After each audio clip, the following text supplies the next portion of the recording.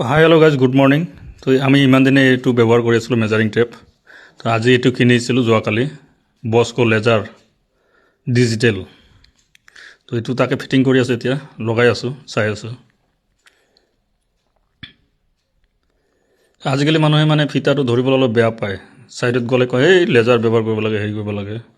তো তাকে এইটো আজি যোৱাকালি কিনিছোঁ, আজি তাকে এইটো ট্ৰাই কৰি আছোঁ।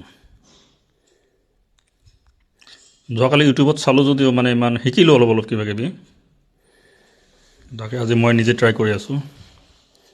দাম হ'ল এইটো 5500 বস্কো। কোম্পানীটো ভাল কোম্পানী। এইটো অন কৰিলোঁ, এইটো চাইছোঁ মই, অন হ'ল।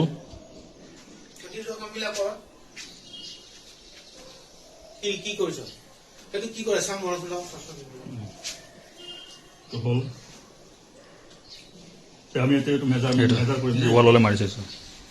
মানে কেতিয়াবা কি হয়, ছাইডত গ'লে মানে মানুহ নাথাকে বা অকলে মেজাৰ কৰিব লাগে, ফিটা ধৰিব লাগে, হেৰি কৰিব লাগে, এনেকৈ মাৰিছোঁ। 40 মিটাৰলৈকে হেৰি আছে, কভাৰ আছে।